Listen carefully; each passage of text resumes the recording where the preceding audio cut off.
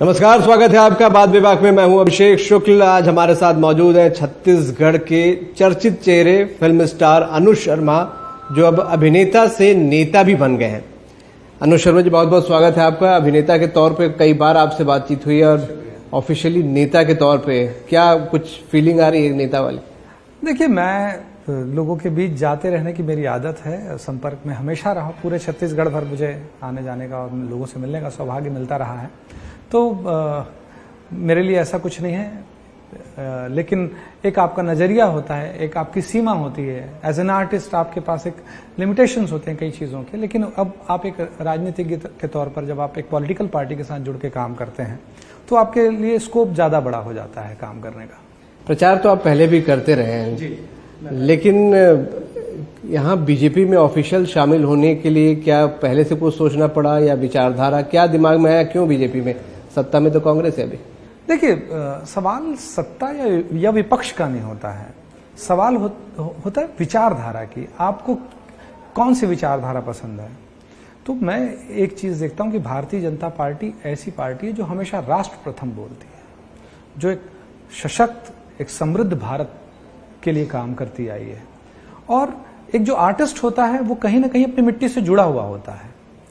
उसका भी कहीं ना कहीं अपने आर्ट, कल्चर, राष्ट्र प्रेम, उसके अंदर जो भावना होती है, वो बात मुझे लगता है कि हमारी लिंक हुई। और मैं इस सोच का रहा हूं, तो मेरे लिए ज्यादा अच्छा रहा कि मैं भारतीय जनता पार्टी के एक आम कार्यकर्ता के तौर पे काम करूं। कैसे ये टाइमिंग बहुत अहम है, पहले से सोच के रखी गई थी? आपने तय किया, पार्टी ने तय किया, कैसे ये शामिल हुए?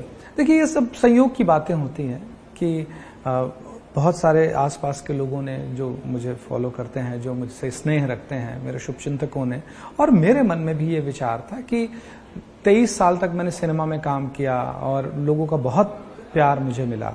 और उसके बाद मुझे लगा कि वो जो मेरा सीमित दायरा है अब उसे बड़ा करना चाहिए और राजनीति के माध्यम से मुझे लोगों के बीच जाना चाहिए और छत्तीसगढ़, छत्तीसगढ़ी और छत्तीसगढ़ियों के लिए काम करना चाहिए।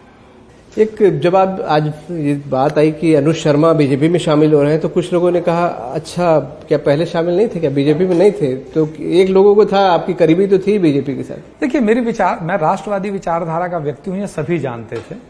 लेकिन मैं औपचारिक रूप से राजनीतिक दल का सदस्य नहीं था। अब मुझे लगा कि वक्त आ गया है कि मुझे एक भारतीय जनता पार्टी का एक कार्यकर्ता बन जाना चाहिए, एक सदस्य बन जाना चाहिए। चुनाव लड़ने की भी बात हुई है? नहीं, मैं देखिए, आप इस तरह से राजनीति में आना मैं उचित नहीं मानता हूं। मैं ये मानता हूं कि आप जब पार्टी में ज्वाइन कर रहे हैं, आप काम करिए और पार्टी जो भी निर्देश देगी, मुझे जो भी दायित्व देगी, जो भी जिम्मेदारी देगी, उसमें मैं अपनी पूरी ताकत के साथ, उस पर पूरी एनर्जी के साथ मैं काम करूंगा, पूरी ईमानदारी के साथ काम करूंगा। मुझे किस रोल में पार्टी देखती है, पार्टी का नजरिया है।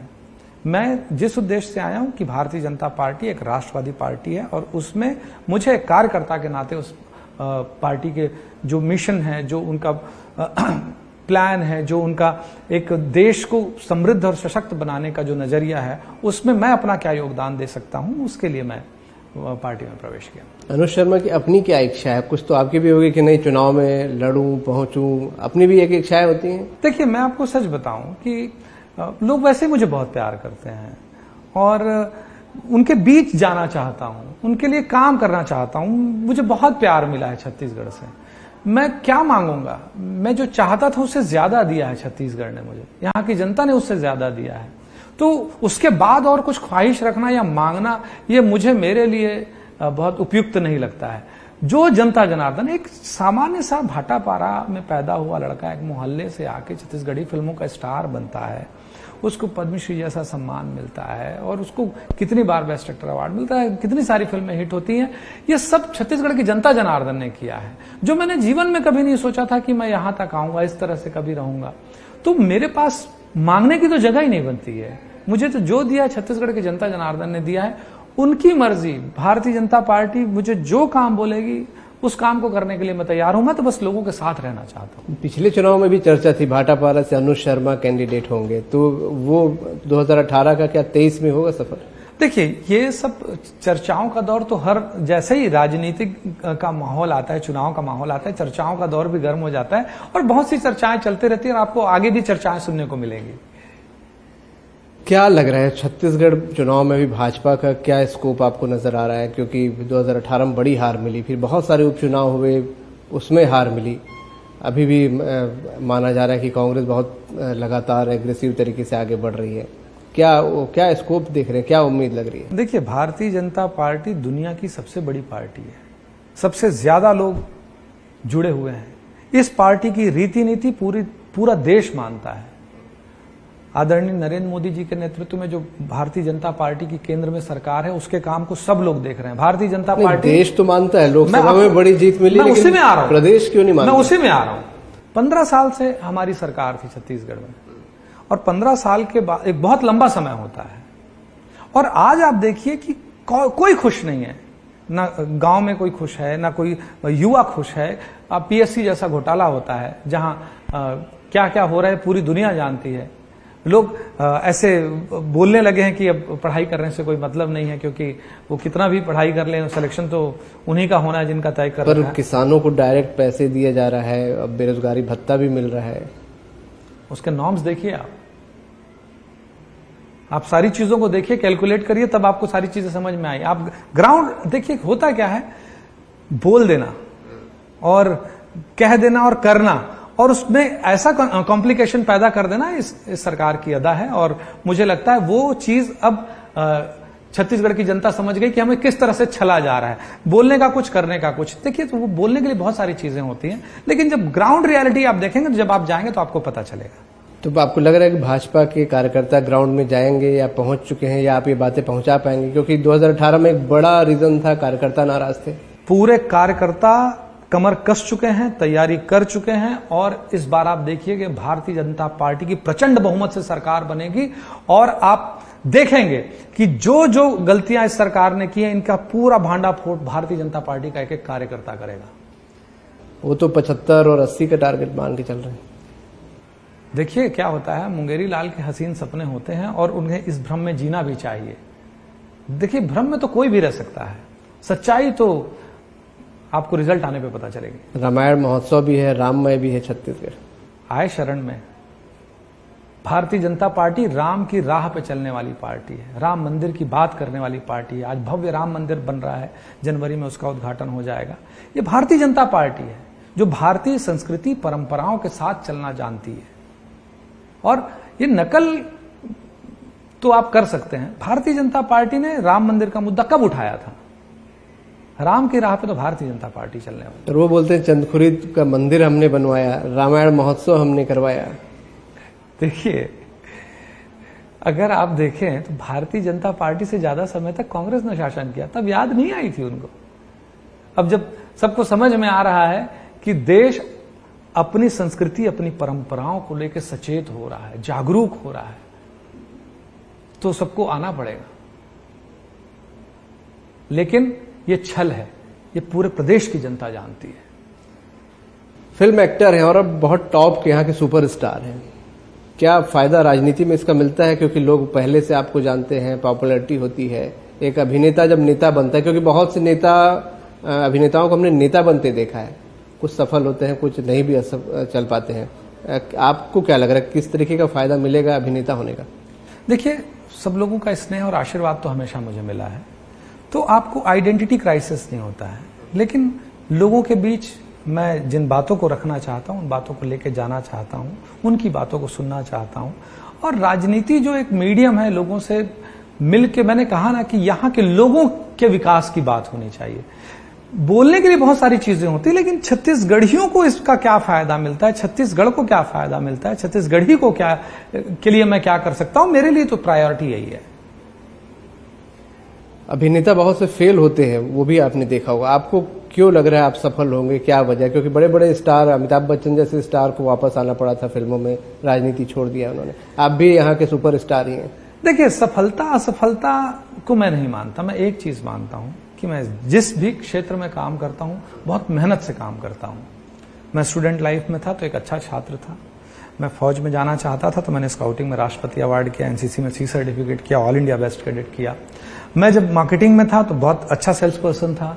जब मैं सिनेमा में आया तो मैंने अपने आप को ये साबित किया कि भाई मैं फिल्मों में लंबा समय तक परफॉर्म कर सकता हूं। मैंने 23 साल तक सिनेमा अभी तक किया हुआ है। मैं कोशिश करूंगा राजनीति में जो मुझसे अपेक्षाएं हैं, जो मुझसे आशाएं हैं, उसको पूरा कर सकूं, उसके लिए भरपूर मेहनत कर सकता हूं। मेरी फिल्म का एक डायलॉग है कि और फल देना ऊपर वाले का काम है। तो फल देना ऊपर वाले का काम है। मैं इतना जानता हूं कि मुझे मेहनत करना है, बहुत मेहनत करना है छत्तीसगढ़, छत्तीसगढ़ी और छत्तीसगढ़ियों के लिए। अभी कुछ ही महीने बचे हैं चुनाव में, क्या कुछ टारगेट या कुछ बात हुई है कि क्या रोल मिलेगा आपको, किस तरह, या आपने कुछ तय किया है कि कुछ महीने में क्या कैसे करना है? नहीं, अभी ऐसा कुछ नहीं हुआ है। अभी हम बैठेंगे, चर्चा करेंगे, पार्टी का जैसा निर्देश होगा उसके अकॉर्डिंग फिर मैं काम करूंगा। गांव में मुझे लग रहा है शायद ज्यादा इस्तेमाल आपका किया जाएगा, क्योंकि वहां जो दीवानगी आपको लेकर है। जी, मुझे ऑब्वियस है कि मुझे ज्यादा प्यार ग्रामीण क्षेत्रों में से मिलता है, शहर में भी मिलता है, और मुझे भी पसंद आता है कि मैं गांव ज्यादा जाऊं। कौन से इलाकों में जाना पसंद करेंगे? क्या भाटापारा के आसपास? वैसे मुझे लग रहा है कि पार्टी चाहेगी ज्यादा से ज्यादा आप प्रचार करें। देखिए, मैं तो आप मान के चलिए कोरिया से लेके मैं कोंटा तक कार्यक्रम करता हूं, और हर जगह मुझे प्यार और आशीर्वाद मिलता है। मेरे लिए तो मेरा छत्तीसगढ़ है कि जहां मुझे दायित्व मिलेगा कि आप इस जगह पे ये काम करिए, इस क्षेत्र में आप जाइए, इस क्षेत्र पे काम करिए, जहां मुझे आदेश होगा मैं उसका पालन करूंगा। हॉलीवुड का कितना सपोर्ट मिलेगा आपको? क्या लग रहा है आपकी अपनी इंडस्ट्री जहां इतना वक्त आपने बिताया? देखिए, क्या होता है कि जब किसी राजनीतिक दल में किसी कम्युनिटी से कोई आता है, और अगर उस कम्युनिटी में उनकी अच्छी दखल हो, जैसे सिनेमा इंडस्ट्री में मैंने इतने साल काम किया, तो डेफिनेटली उन लोगों की कुछ ना कुछ बातें होती कि इनको पता है कि अब हमारी बातें आसानी से उस लेवल तक, उस स्तर तक पहुंच सकती है, या हमारे पक्ष को रखने वाला कोई व्यक्ति है। ये तो सभी के मन में बात होगी, और मैं प्रयास करूंगा कि हॉलीवुड की बेहतरी के लिए जो कर सकते हैं, यहाँ की कला संस्कृति के लिए जो बेहतर कर सकते हैं, उन बातों को मैं भारतीय जनता पार्टी के माध्यम से रख सकूं, और उसके लिए जो बेहतर प्रयास हो सकते हैं वो मैं कर सकूं। क्या लग रहा है आपको हॉलीवुड में क्या कुछ करने की जरूरत है? अगर अनुज शर्मा विधायक बन जाते हैं तो क्या पसंद करेंगे हॉलीवुड के लिए? किस तरीके की आप काम करेंगे? क्या उनके लिए डिमांड रखेंगे? देखिए, मैं क्या बनता हूं ये बहुत महत्वपूर्ण नहीं है, मैं क्या करता हूं ये बहुत महत्वपूर्ण है। छत्तीसगढ़ी सिनेमा की एक जो जरूरत थी कि एक फिल्म विकास निगम की पॉलिसी आए, सरकार ने पॉलिसी तो बनाई, उसे एग्जीक्यूट नहीं कर पा रहे हैं। जब ये पॉलिसी आई थी तो मैंने कहा था कि धरातल में इसको कितना क्रियान्वित कर पाते हैं, यह देखने की बात होगी। आज तक क्रियान्वित नहीं हो पाया, बस गजेटियर में आपने छपवा दिया, विज्ञापन दे दिया, बात हो गई। धरातल में एक अभी तक सब्सिडी के लिए कैसे अप्लाई करना है, इसका फॉर्मेट नहीं बन पाया है। पर हम तो सुनते हैं कि बहुत सी वेब सीरीज बन रही है, इन पॉलिसीज की वजह से लोग आकर्षित हो रहे हैं छत्तीसगढ़। आप पूछ लीजिए किसी फिल्म को सब्सिडी का डॉक्यूमेंट उनका आया क्या, और आया तो फिर किसने सांठ गांठ करके किया। आप जाके एक बात पता करिए कि क्या आपके लिए एक फॉर्मेट है क्या, किसी फॉर्मेट में कि हम अप्लाई कर सकें। आप पूछिए, आपको नकारात्मक जवाब मिलेगा। आपका कहना है कि जो वेब सीरीज करने लोग आ रहे हैं वो साठ गांठ या कुछ करप्शन? नहीं, अगर किसी को मिला होगा तो मेरी जानकारी में, मेरे ज्ञान में अभी तक किसी को सब्सिडी नहीं मिली। एक फिल्म आई थी भूलन दमेज, जिसको तुरंत में, वो तो क्रेडिट लेने वाली बात हुई, फिल्म को नेशनल अवार्ड मिला तो उन्होंने एक दे दिया। उसके बाद आप देख लीजिए, कोई किसी फिल्म को ₹1 सब्सिडी की नहीं मिली, और एक मेरे ख्याल से प्रपोजल भी नहीं जमा हो पाया, बिकॉज फॉर्मेट तय नहीं हो पाया है। मतलब आपको कहना सिर्फ बातें हुई हैं? बातें हुई, हवाई किला है पूरा। क्यों फिर इतने लोग आ रहे हैं यहाँ पर? इंडस्ट्री यहाँ पर शूटिंग वगैरह बहुत हम सबका भ्रम टूटेगा ना, भ्रम पैदा किया गया है। भ्रम में तो आदमी फंसता है ना। मैंने बोला ना, धरातल में करने की बात होती है। क्या क्या मुद्दे हैं जो आपको लगता है कि आप उठाएंगे जाकर? देखिए, इस विषय पे मैं अभी विचार करूंगा कि किन चीजों को ले जाने की जवाबदारी मुझे मिलती है, तो वो जो विषय तय होंगे, जिस क्षेत्र में मुझे काम करना, फिर उन बातों पे मैं विचार करके फिर आगे काम करूंगा। एज ए एक्टर कोई बंदिश नहीं होती थी, आप तय करते थे क्या बोलना है क्या नहीं बोलना है। अब आप नेता भी हैं तो बड़ा संभल कर भी बोलना होता है, कई बार जबान फिसलती है और विवाद और चर्चा भी हो जाती है। देखिए, सबसे पहली बात तो यह है कि मैं एक चीज पे यकीन रखता हूं कि मैं बोला जाए तो मैं एक उसूल की राजनीति होनी चाहिए, मैं ऐसा मानता हूं। मैं अलग फील्ड से आया हूं, और एक राजनीति की अपनी एक मर्यादा होती है, भाषा का की भी अपनी एक मर्यादा होती है। मैं कोशिश करूंगा इस बात की, और भरसक प्रयास करूंगा कि मैं इन सब चीजों से बच सकूं, और एक राजनीतिक शुचिता होनी चाहिए, आपस में विचारधारा की लड़ाई होनी चाहिए। इस बात का मैं समर्थन करता हूं हमेशा। मैं अपने विचारों को, अपनी पार्टी के विचारों को लेकर जरूर मुखर होऊंगा, इसमें कोई शक नहीं है। अब आप ऑफिशियली आ गए हैं बीजेपी में, तो आप पर विपक्ष के आरोप भी होंगे, अटैक भी होंगे, तैयार है उन सबको झेलने के लिए? कैसे जवाब देंगे? देखिए, वो चीजें तो होंगी, और इन चीजों के लिए जब मैं इसमें नहीं था, राजनीति में, तो भी होता था। फिल्म लाइन में भी ऐसा होता है, आपके लिए गॉसिप्स चलती हैं, आपने जो नहीं किया है उसका भी इल्जाम आप पे लगता है। अब कुछ तो लोग कहेंगे, लोगों का काम है कहना, छोड़ो बेकार की बातों में कहीं बीत न जाए रहना। तो आपका कहना अभिनेता को आदत होती है आलोचना झेलने की? हाँ, हम तो आलोचना झेलते हैं, और कभी मैं समालोचना की हमेशा स्वागत करता हूं। आलोचना नहीं होनी चाहिए, समालोचना होना चाहिए कि आपने अगर जो चीज, समीक्षा होनी चाहिए। लेकिन राजनीति में ऐसा होता है कि कुछ लोग इन बातों से आगे हटके करते हैं, मैं उसके लिए तैयार तो रहना पड़ेगा। हमने देखा है प्रचार में आप जाते थे तो आप एक्टर ही नहीं, अच्छे सिंगर भी हैं और लोगों को लुभाते भी हैं अपने गीतों के जरिए, अपनी आवाज के जरिए। तो हम चाहेंगे कि अभिनेता से नेता बन गए अनुज शर्मा, तो कुछ लाइनें गुनगुनाए हमारे लोगों के लिए। देश माया के भारत गीता, दाई ददा मोर राम सीता, दया मया मोर परवा छानी, पर के सेवा मोर सिखानी, इही मोरे जिन गानी मैं लहरियां रे, मैं छत्तीसगढ़ियां रे, भारत माँ के रतन बेटा बढ़िया रे, मैं छत्तीसगढ़िया रे। बहुत बढ़िया अनुज जी। और छत्तीसगढ़िया वाला ये गाना आपने गाया है, छत्तीसगढ़िया वाद भी आजकल बड़ा पीक पर है, बाहरी वर्सेस भीतरी। आपकी पार्टी पर बाहरी लोगों को लाने का, और मौजूदा सत्ता जो है, सरकार है, उसका कहना हम लोकल लोगों को बहुत बढ़ाया है, हमने छत्तीसगढ़ की प्रतिष्ठा, मान सम्मान को बढ़ाया है। देखिए, बोलने और करने में फर्क होता है।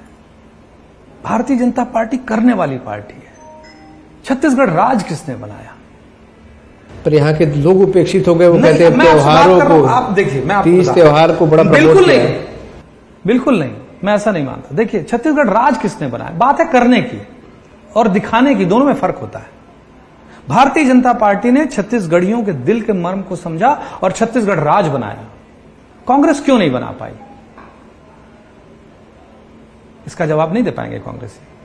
भारतीय जनता पार्टी ने बनाई छत्तीसगढ़ राज। छत्तीसगढ़ राज में जो डेवलपमेंट हुआ, जो विकास हुआ, आज छत्तीसगढ़ राज एक साथ बने तीनों राज्यों में सबसे आगे क्यों दिखाई देता है? क्योंकि भारतीय जनता पार्टी की 15 साल यहां सरकार रही और उसने वो स्टेबिलिटी दी। देख लीजिए, बाकी राज्य राजनीतिक तौर पर उतने स्थिर दिखाई नहीं देते हैं। और छत्तीसगढ़ में जो इंफ्रास्ट्रक्चर का काम हुआ, किसी प्रदेश में नहीं हुआ जो साथ में बने। तो ये करने की बात है, तो कहने की बात अलग। तीज त्योहार और परंपराएं और छुट्टियां बहुत सारी तीज त्योहार में मिली हैं, क्या लगता है इसका फायदा नहीं मिलेगा? वो तो समय बताएगा। लोग जब जान जाएंगे इस बात को, कहना और करने और दिखाने में फर्क होता है। चलिए अनुज जी, बहुत बहुत शुक्रिया हमसे बात करने के लिए आपका। तो अनुज शर्मा जो कि अभिनेता से नेता बन चुके हैं, बहुत सदी हुई बात भी करने लगे और छत्तीसगढ़िया लोगों की बात, उनका कहना है, अपनी पार्टी की बात वो अब ऑफिशियल तरीके से पहुंचाएंगे बीजेपी में शामिल होकर। चुनाव लड़ने की बात पर हालांकि बहुत पत्ते खोले नहीं उन्होंने, लेकिन सभी जानते हैं कि अगर चर्चा में है, चर्चित चेहरे हैं, तो पार्टी भी चाहेगी कि इसका लाभ पार्टी को मिले। तो बहुत सारी उम्मीद करते हैं और शुभकामनाएं भी अनुज जी को देते हैं कि विधानसभा पहुंचे वो। फिलहाल बात विभाग इतना ही, दीजिए।